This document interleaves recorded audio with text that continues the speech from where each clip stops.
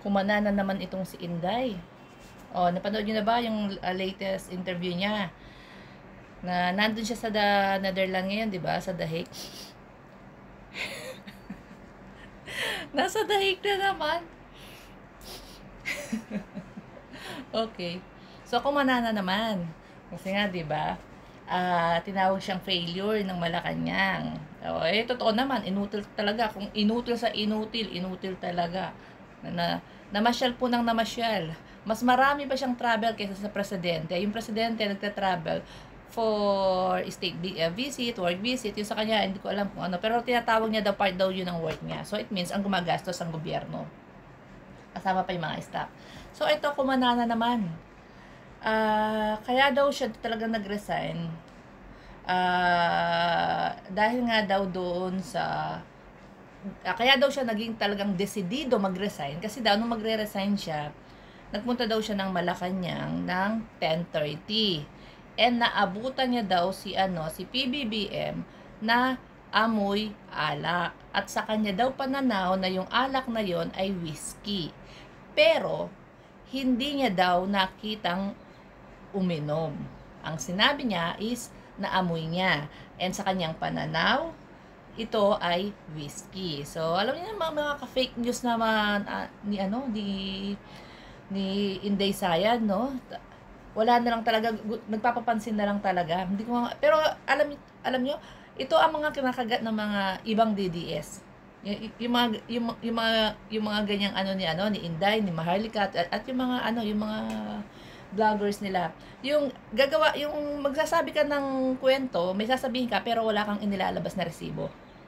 So ito, nag-boomerang sa kanya. So sabi niya 10:30, 'di ba? Dumating daw siya ng 10:30.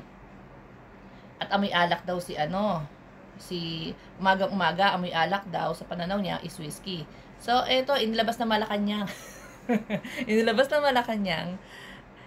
Kahit naman po pumasok ka sa opisina, kahit simpleng nagtatrabaho ka, janitor ka, janitress, waiter, meron po yan login. 'Di ba? Magla-login ka. May mga visitors logbook din 'yan, 'di ba?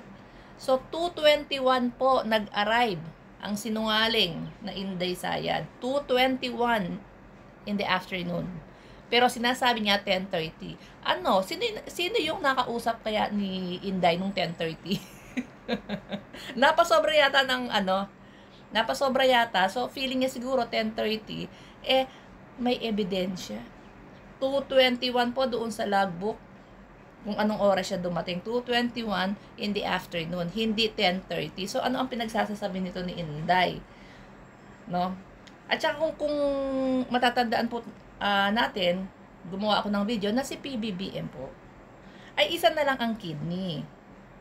No, isa na lang ang kidney niya dahil nung buhay pa ang kanyang ama is i-donate niya po yung isang kidney niya sa tata niya. Kaya healthy living po si PBBM.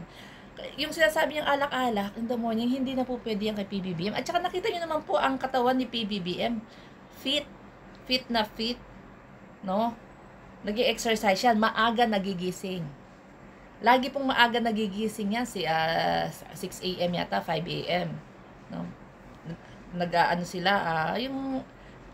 Nakagawian po ng pamilya nila talaga na maaga magising. So ngayon, ang taong bangag is hindi po nagigising ng maaga. Ang gising niya mga 4 a.m. Inday, itanong mo yan kay Baste.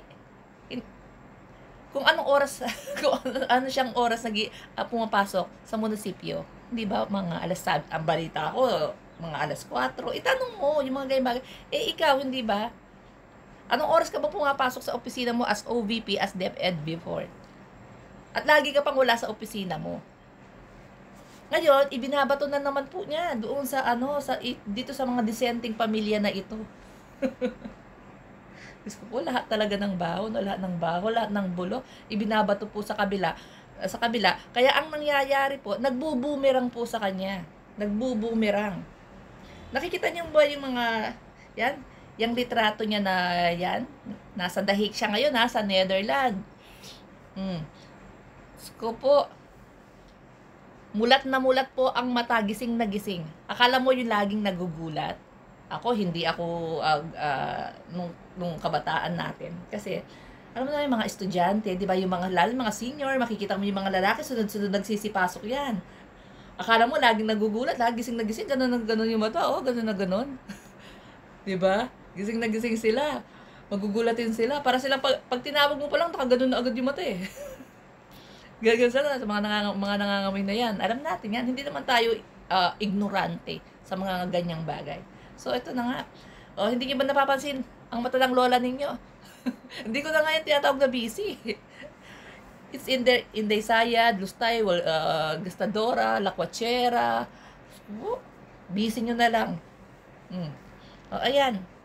Nag-boomerang na naman sa kanya ang kasinungalingan niya. Eto na nga, ang sinasabi ni Maharlika, yung inilabas niyang video, voice message ni Daryl Yap. Nanuknukan ng kasinungalingan iyang si Inday. So, ngayon, talagang hindi, alam niyo po, hindi mo na makikita na magpipicture si Daryl at saka si Inday. Dati kasi may picture pa sila, di ba? Kasama si Amy. Ewan ko na lang ngayon, lalo na binulgar ni Maharlika na talagang sinabi ni Daryl Yap na nuknukan ng kasinungalingan itong si Inday. Anyway, yan din naman ang sinabi ng kanyang tatay. Iba ang ugali ni Inday.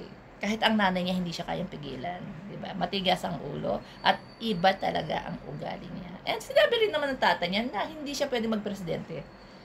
Hanggang mayor lang talaga siya, hindi niya kaya. Hindi sa galing sa akin yan. Anyway, nakikita naman natin lahat, hindi niya talaga kaya. No?